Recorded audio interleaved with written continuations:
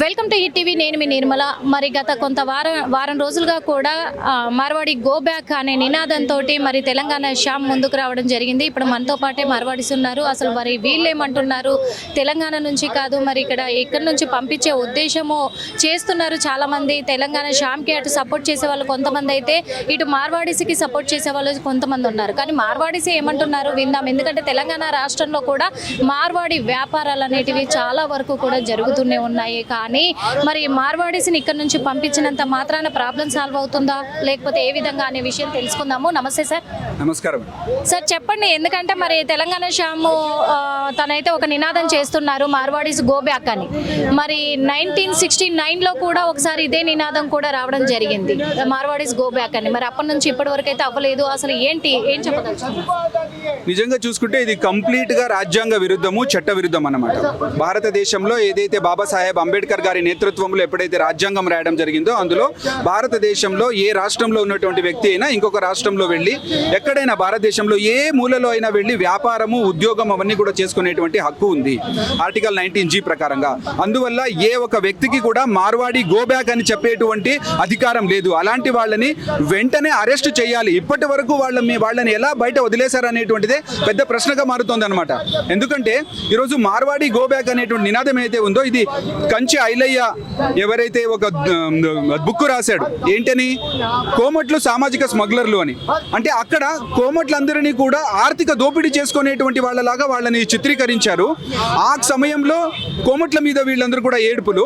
ఇప్పుడు ఏమంటున్నారంటే మా కోమట్ల మీదనే మార్వాడీలు వ్యాపార పరంగా ఆధిపత్యం చెలాయిస్తున్నారని చెప్తున్నారు. అంటే ఇక్కడ ఎంత కుట్ర ఉంది అనేటువంటిది మనకు క్లియర్గా అర్థమవుతుంది.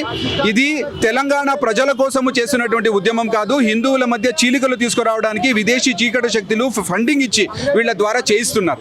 మీరు చూడండి, తెలంగాణ శ్యామ్ అనే పేరుంది, కానీ అతను నిజంగా మీరు ఓటర్ ఐడిలో వెళ్ళి చూస్తే పగిడిపల్లి శ్యామ్ సన్ అని ఉంది. వీడు వీసీకే పార్టీ తమిళనాడులో ఉంటుంది. తిరుత్తైగల్ కట్టి అనేటువంటి ఒక పార్టీ, తమిళనాడులో ఉండే పార్టీకి సికింద్రాబాద్లో వీడు వచ్చి పోటీ చేయొచ్చు. మార్వాడీలు అక్కడ నుండి వచ్చి ఇక్కడ వ్యాపారం చేసుకోకూడదా? సో ఏ లాజిక్ మాట్లాడుతున్నారు అసలు? ఇక్కడ వ్యాపారం చెయ్యొచ్చు, కాదని అనట్లేదు. ఎందుకంటే అందరూ ఎవరైనా ఎక్కడికైనా వెళ్ళి బతికే హక్కు ఇచ్చింది కాబట్టి. కాకపోతే ఏంటంటే ఇక్కడ మరి నకిలీ ఆభరణాలు అమ్ముతున్నారు అని చెప్పేసి, నకిలీ ఉంది అని అక్కడికి వెళ్ళినప్పుడు కూడా మరి మార్వాడీస్ మేము నకిలీ అమ్మలేదు, ఎవరికి చెప్పుకుంటారో చెప్పుకోండి, మేము రిటర్న్ తీసుకోమని చెప్పేసి కూడా వెళ్ళి అడిగిన కస్టమర్లను కూడా ఆ కస్టమర్ల మీద దాడి చేసిన వీడియోలు కూడా ఉన్నాయి. ఇది ఎంతవరకు కరెక్ట్ అంటారు? ఈ రకంగా నకిలీ ఆభరణాలు అమ్ముతున్నారనేటువంటి ఆరోపణ చేయడం కానీ, అది ప్రూవ్ అవ్వడం అయితే చట్టపరంగా వాళ్ళకి ఏ రకమైనటువంటి శిక్షలు ఉంటాయో అది ఖచ్చితంగా అమలు అవుతుంది. దాని మీద మనం సపోర్ట్ చేయట్లేదు.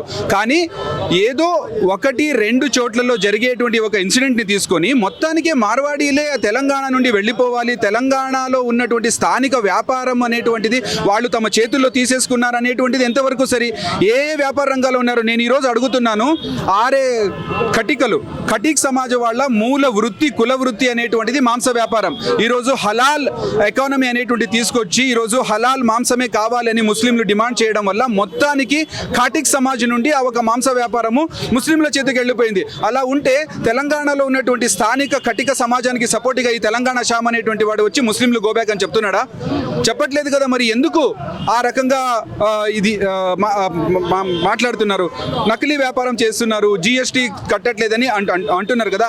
ఐటీ సోదాలు అనేటువంటిది అన్ని చోట్లలో జరుగుతుంది. అన్ని రంగాలలో ఈ రకంగా ఈ ఒక GSTలు కట్టట్లేదు అనేటువంటిది ఏదైతే వస్తుందో దానికి చట్టపరమైన శిక్ష ఉంది కదా. గో బ్యాక్ అనేటువంటి వాడు నువ్వెవడు? నీకు అధికారం ఎక్కడొచ్చింది? అలాంటి వాళ్ళని అరికట్టాలి. ప్రభుత్వం ఎందుకు ఇప్పటి వరకు దాన్ని అరికట్టలేకపోతుంది అనేటువంటిది మా బాధ. ప్రభుత్వానికి డిమాండ్ చేస్తున్నాం. పోలీస్ కమిషనర్కి కూడా మేము మెమరాండం ఇవ్వడానికి వెళ్తున్నాము. ఇలాంటి వాళ్ళని మీరు ఇమీడియట్గా అరెస్ట్ చేయండి. ఎందుకంటే ఇది ఆర్టికల్కి విరుద్ధంగా చేస్తున్నారు కదా. సో ఈ ఒక మూమెంట్ ఆగకపోతే ఈరోజు వీళ్ళు మార్వాడి గో బ్యాక్ అంటున్నారు. నేను అడుగుతున్నాను, ఈరోజు తెలంగాణలో జిల్లాలో మీరు చూడండి, హైదరాబాద్లో చూడండి, కర్ణాటక నుండి వచ్చి ఇక్కడ హోటల్ బిజినెస్ అనేటువంటిది మ్యాక్సిమం ఉంటుంది. ఉడుపి రెస్టారెంట్స్ అనేది చాలా ఫేమస్, ప్యూర్ వెజిటేరియన్ కావాలంటే. సో కర్ణాటక వాళ్ళు వచ్చి ఇక్కడ మా మీద పెత్తనం చేస్తున్నారని వాళ్ళని గో బ్యాక్ అంటారా? హైయెస్ట్ మహారాష్ట్ర పాపులేషన్ ఇక్కడ ఉంది, ఉద్యోగాల్లో ఉన్నారు, అడ్వకేట్స్గా ఉన్నారు, అన్ని విషయాలలో వాళ్ళు ఉన్నారు. సో ఇప్పుడు మహారాష్ట్ర వాళ్ళు వచ్చి ఇక్కడ మా స్థానికుల ఉద్యోగాల్ని తీసేసుకుంటున్నారు. అలా కాదు కదా. తెలుగు వాళ్ళు సూరత్లో, ముంబైలో ఎక్కడెక్కడో వెళ్ళి వ్యాపారాలు చేస్తున్నారు కదా. ఈరోజు నేను ఇంకొకటి అడుగుతున్నాను, మగ్గం వ్యాపారం అనేటువంటిది స్థానిక తెలంగాణ వాళ్ళ దగ్గర ఉన్నటువంటి వ్యాపారం ఈరోజు 99% మగ్గం వ్యాపారం అనేటువంటిది ముస్లిం వాళ్ళ చేతిలోకి వెళ్ళిపోయింది. ఒక్కొక్క జాకెట్కి 5,000, 10,000 వాళ్ళు చేస్తున్నారు. ఆ సందర్భంలో ఎందుకు మాట్లాడట్లేదు అలా అయితే? సో ఇది కేవలము పగడ్బందీగా సికింద్రాబాద్ మోండా మార్కెట్లో ఒక చిన్న ఇన్సిడెంట్ జరిగితే మా దళితుల మీద మార్వాడీలు దాడి చేస్తున్నారని చెప్పేసి మొత్తానికే మార్వాడి వాళ్ళని తిట్టడం అనేటువంటిది, గోబ్యాక్ అనేటువంటిది తప్పు, రాజ్యాంగ విరుద్ధం అన్నమాట. ఓకే, మీరు చెప్పింది కరెక్టే, నేను కాదనట్లేదు. కానీ మరి ఈ విషయం పైన ప్రభుత్వాన్ని ఏమన్నా చెప్పదలుచుకున్నారా? ప్రభుత్వాన్ని ఖచ్చితంగా అమ్మ, ప్రభుత్వము ఇప్పటి వరకే దీన్ని అరికట్టాల్సినటువంటి అవసరం ఉంది. టీపీసీసీ ప్రెసిడెంట్ గౌడ్ గారు చెప్పారు ఏమని, ఇది మార్వాడీలకి మేము రక్షణగా ఉంటాము, ఇదంతా కూడా విద్వేషపూరితమైనటువంటి ప్రచారం అని చెప్పారు. కానీ కేవలం స్టేట్మెంట్ అంతేకాదు, ఖచ్చితంగా ఇలాంటి ప్రచారాన్ని ఆపాలి అని మేము చెప్తున్నాము. పోలీస్ కమిషనర్ వారికి కూడా మేము డిమాండ్ చేస్తున్నాం, ఇమీడియట్గా ఇలాంటి వాళ్ళని మీరు లోపల వేయండి, వాళ్ళకి శిక్ష ఇవ్వండి. ఎందుకంటే దాని మీద పాట వచ్చిన తర్వాత ఆయన అరెస్ట్ చేశారు. అరెస్ట్ చేసిన తర్వాత ఆయన బయట వచ్చి మీడియాతో ఏం మాట్లాడుతున్నాడంటే, ఖచ్చితంగా ఆగేదే లేదు, గుజరాత్కి, రాజస్థాన్కి వెళ్ళిపోయేంత వరకు మేము ఉద్యమం కొనసాగిస్తాము, మా వాక్ స్వాతంత్రం అంటున్నాడు. వాక్ స్వాతంత్రం అంటే ఇంకొకరిని కించపరచడమా? సో పోలీస్ వ్యవస్థ నుండి, న్యాయ వ్యవస్థ నుండి, ప్రభుత్వం నుండి సరి అయినటువంటి స్పందన రావాల్సినటువంటి అవసరం ఉంది. రేపు నేను ఇదే ప్రతి ఒక్కరికి కూడా నేను ఈ ఒక మీడియా ముఖంగా చెప్తున్నాను, రేపు ఇదే మార్వాడి గోబ్యాక్ అని నినాదం చేసేటువంటి వాళ్ళు మార్వాడి దుకాణాల మీద దాడి కూడా చేయొచ్చు. అందువల్ల మార్వాడి సమాజానికి, అంటే హిందూ సమాజంలో భాగమైన మార్వాడి సమాజానికి, గుజరాతీ సమాజానికి, మాహేశ్వరి సమాజానికి రక్షణ కల్పించాలి అని కూడా మేము ప్రభుత్వాన్ని కోరుకుంటున్నాం. ఒకవేళ ప్రభుత్వం ఎలాంటి చర్యలు తీసుకోకపోతే, ఈ నినాదం ఇలాగే కొనసాగితే, ఈ రోజు 2 అయ్యారు, రేపు 10 మంది అవుతారు, మీరు ఎలాంటి చర్యలు తీసుకోబోతున్నారు? అంటే మేము ఒక హిందూ ఆర్గనైజేషన్ పరంగా మేము చట్టపరంగా ఎంతవరకు వెళ్ళాలో వెళ్తాము, కోర్టు వరకు వెళ్ళి వీళ్ళ మీద కఠినమైనటువంటి చర్యలు తీసుకోవాలి, ఇది ఆగాలి అని చెప్పేసి మేము హైకోర్టుకి వెళ్ళడం కానీ, లేదా మెమోరాండమ్స్ ఇచ్చి ఎమ్మెల్యే, ఎంపీలు ఎవరైతే ఉన్నారో వాళ్ళందరితో కూడా మాట్లాడి దీని మీద పూర్తిగా ఇది నినాదం అనేటువంటిది బంద్ అయ్యేలాగా ప్రయత్నం అయితే ఖచ్చితంగా చేస్తాం. ఇప్పటి వరకు మీ తరఫున మీకు మద్దతు ఇస్తూ ఎవరైనా స్పందించారా? అంటే హిందూ సంఘాలు కానీ ఇంకెవరైనా మీ తరఫున స్పందించారా? మిమ్మల్ని అప్రోచ్ అయ్యారా? చాలా మంది, ఇప్పుడు హిందూ ఆర్గనైజేషన్స్ వాళ్ళందరూ కూడా, హిందూ ఆర్గనైజేషన్స్ ఉండొచ్చు, లేదా వివిధ కుల సంఘాల అధ్యక్షులు ఉండొచ్చు, అందరూ కూడా ఇది హిందువుల మధ్య చీలికలు తీసుకొచ్చే ప్రయత్నమే అనేటువంటి భావనలు ఉన్నారు. అందరూ కూడా ఖచ్చితంగా సంఘటితమయ్యి దీనికి మనము పోరాటం చేస్తాం. ఖచ్చితంగా మరి మాధవిలత గారు కూడా ఇది కరెక్ట్ కాదు, ఇక్కడ నుంచి మార్వాడీస్ గోబ్యాక్ అనే నిదానం అనేది కరెక్ట్ కాదు, అందరం హిందువులము అని ఆమె స్పందించడం కూడా జరిగింది. ఏం చెప్పదచ్చు? ఖచ్చితంగా వాళ్ళు బరాబర్ కరెక్ట్ గా చెప్పారు. ఈ రోజు ఏదైతే వాళ్ళు స్టేట్మెంట్ చేశారో, అంటే ఈ రోజు ఇక్కడ రోహింగ్యా మరి బంగ్లాదేశ్ నుండి ఇల్లీగల్ గా చొరబడి ఇక్కడ వచ్చి కూర్చున్నారు. వాళ్ళ గురించి మీరు ఎందుకంటే, వాళ్ళు కూడా పూలు, పండ్లు, వివిధ వ్యాపారాల్లో ఉన్నారు కదా. So go back Rohingya, go back Bangladeshi Muslims అని ఎందుకు అనట్లేదు? టోలీ చౌకీ దగ్గర వెళ్ళి చూడండి, దాన్ని మినీ ఆఫ్రికా అంటారు. ఆఫ్రికా దేశాల నుండి వచ్చి ఇక్కడ వ్యాపారాలు చేసుకుంటున్నారు, విద్య కోసం, వైద్య కోసం వచ్చారు. అలా ఎవరిని కూడా ఇక్కడ నుండి హైదరాబాద్, బెంగళూరు, ముంబై అనేటువంటిది మెట్రోపాలిటన్ సిటీస్, దేశవ్యాప్తంగా అన్ని చోట్ల నుండి వస్తారు, ఇక్కడ ఉంటారు. వాళ్ళు ఇక్కడ స్థిరపడిపోయినటువంటి వాళ్ళు ఉన్నారు. అంటే తాత ముత్తాతల నుండి మార్వాడీస్ ఇక్కడే ఉన్నారు కదా. ఎట్లా గోబ్యాక్ అని అంటున్నారు? మాధవిలత గారు ఏది చెప్పారో 100% రైట్, రాజా సింగ్ గారు చెప్పింది 100% రైట్, బండి సంజయ్ గారు కూడా చెప్పింది 100% రైట్. ఇది కుట్రపూరితంగా ఒక ఎజెండాగా చేస్తున్నటువంటి పని. అయితే చివరిగా ఒకటి అడుగుతున్నానండి మిమ్మల్ని, ఇక్కడ వాళ్ళిద్దరు చేసిన నినాదానికి బదులుగా ఇక్కడ ఉన్న మార్వాడీస్ అంతా కూడా ఈ తెలంగాణ ప్రజలు ఎవరైతే అక్కడ ఈ గుజరాత్లో, మహారాష్ట్రలో ఉన్నారో వాళ్ళపైన ఒత్తిడి తీసుకొచ్చేలాగా కుట్రలు పన్నుతున్నారు అంటున్నారు. ఇది నిజమే అంటారా? చాలా తప్పండి. ఇవన్నీ కూడా ఏమంటే పుట్టుకొస్తున్నాయి అన్నమాట. ఈ రకమైనటువంటి భావన లేదు.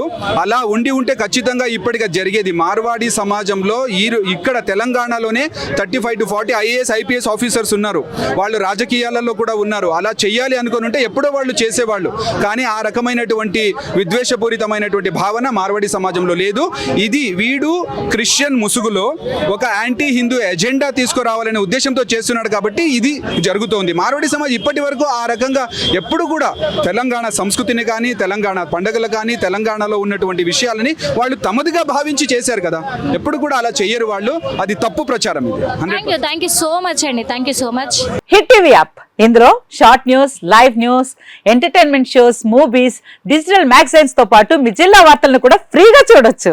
ఇంకెందుకు ఆలస్యం, వెంటనే హిట్ టీవీ యాప్ ని డౌన్లోడ్ చేసుకుని ఫ్రీగా ఎంటర్టైన్మెంట్ పొందండి. Hit TV app. Hit TV app. Please download Hit TV app. Hit TV యాప్ని ఫ్రీగా డౌన్లోడ్ చేసుకొని ఎంజాయ్ చేయండి. మీకు నచ్చిన ఎంటర్టైన్మెంట్ కోసం హిట్ టీవీ యాప్ ని ఫ్రీగా డౌన్లోడ్ చేసుకుని ఎంజాయ్ చేయండి. హిట్ టీవీ యాప్ని డౌన్లోడ్ చేసుకుని ఆస్వాదించండి, ఆశీర్వదించండి. ఇంతమంది సెలబ్రిటీలు హిట్ టీవీ యాప్ ని డౌన్లోడ్ చేసుకోండి అని చెప్తున్నారంటే ఎంత మంచి యాప్ ఆలోచించండి.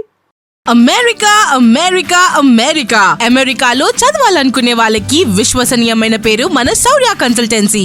UK Law 1 Year Masters. UK Law 1 Year Masters. 2 years work permit up to 5 years visa. Contact Saurya Consultancy. Contact 89851 89851.